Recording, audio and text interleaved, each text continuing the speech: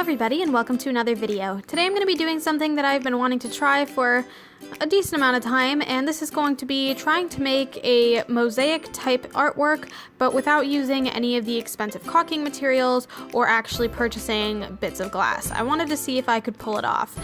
Spoiler alert, I don't really think I did. I think there were ways that I could have done it a little bit better, but I think for my first time trying this particular type of art, it turned out a little okay. So what I'm doing here is I'm actually just taking some thick paper and I'm cutting out thin strips of the paper in various colors that I'm anticipating using in this particular piece. For this, I've decided to do a dandelion looking piece of art with a couple of pieces kind of flowing away in the wind. I wanted to have a pink background and gradient it a little bit, which is why I have these three pinks here. I have two greens that you really can't tell much of a difference of, a little bit of brown, a little yellow. This is what I'm going to be using as my background piece. This is just entirely a gray piece of paper, and I'm using it to kind of give that illusion of having some sort of clay or cement that I'm sticking all of these pieces into. I honestly wish that I would have maybe started sticking things down a little bit sooner, but another part of me is glad that I didn't, because I did end up changing my design a couple of times. As you can see here, I got rid of my second dandelion and moved to just a single and a leaf. Another thing that I wish I may have done is I almost wish that I hadn't put in the background that I'm going to put in a little bit later. I wish I kind of would have left the piece as it was with the gray background. I think that looks a lot better, but you know, can't go back and unglue what's already been glued. Basically, all I'm doing is I'm cutting the strips of colored paper into triangles, rectangles, squares, until they create the shapes that I want them to.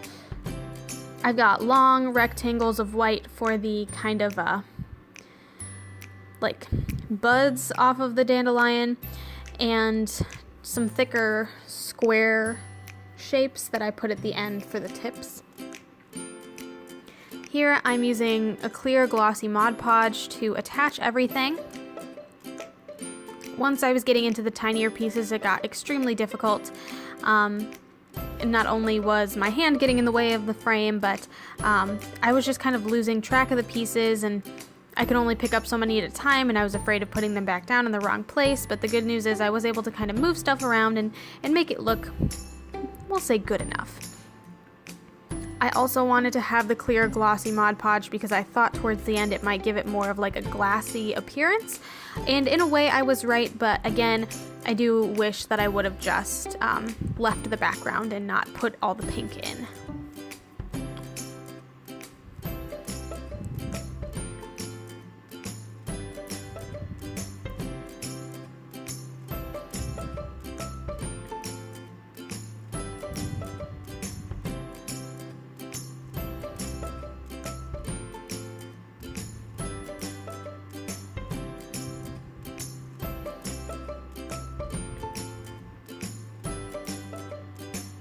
And with my initial piece done, now it's time to go into the colors, and I started from the bottom with my lightest color, which is this light purpley lavender color.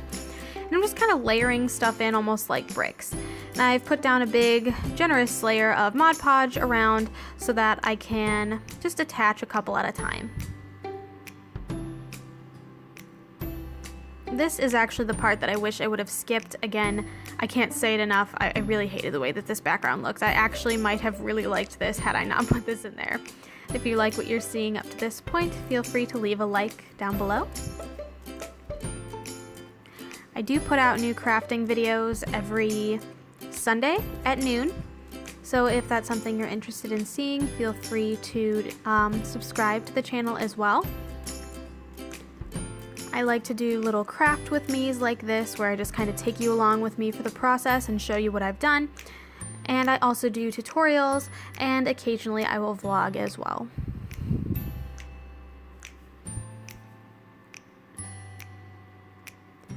So here I'm kind of putting some pink in between the bud spore things of the dandelion, just to kind of make it more obvious that they are separate from each other.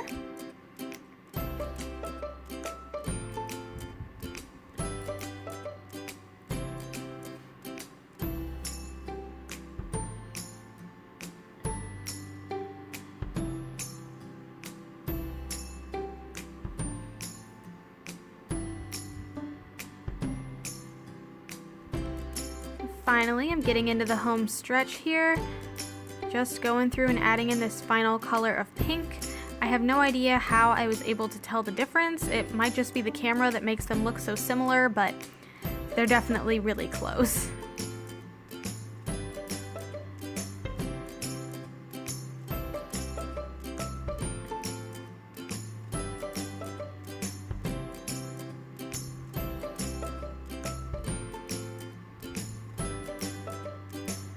Alright, so now what I'm going to do is I'm going to take that Mod Podge and I'm going to stipple it all over.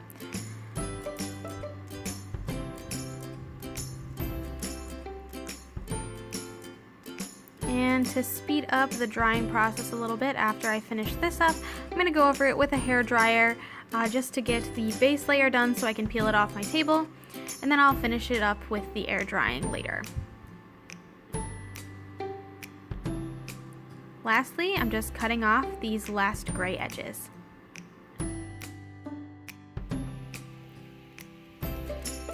So here is the finished piece, and some of my final thoughts are as follows. I wish maybe I would have had a stronger contrast between the two pinks on the top here.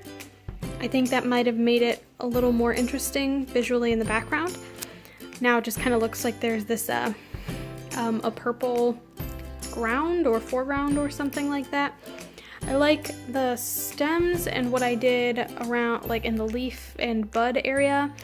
I think I would also have really liked to maybe fill in a little bit more space in between the larger white blocks at the top, and I think that just might have made it seem a little bit more like it was a part of the same picture, because right now there's just too big of a space between it. But when I was doing it, I did want to leave that space to give it the illusion that it was all a part of the same flower, as opposed to being able to see right through it. So maybe wider blocks or having some pink to fill in would have been better.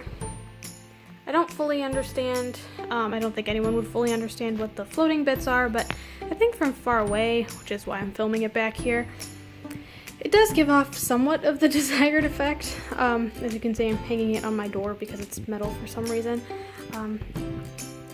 Yeah, I don't think it's horrible. I also think I might have tried to brush on some of the Mod Podge instead of stippling it on, because it did leave a couple of bubbles. But I was also nervous about moving the mosaic pieces. And the last thing that I think I might do is add in some black puffy paint. I thought I had some, but I was wrong. I don't have any. And I was going to kind of like fill in the edges, so I'm just gonna get nice and close here. So I was thinking I could go here and like fill in with black so that it kind of raised off almost like a legitimate stained glass effect, or as if I had stuck these pieces down inside of a like some sort of caulk or clay or whatever it is that you would normally put mosaic pieces into, and not made out of scrap card. But I did have a lot of paper that I wanted to get rid of, and this is something that I had been wanting to try. So let me know what you think in the comment section below. If I've said it once, I've said it a million times. There's no way to get better at something unless you practice. So if you have made any mosaic pieces, or you make any in the future, feel free to share them with me on my Twitter @BrieIY, and I will be seeing you next Sunday for another craft. Bye-bye.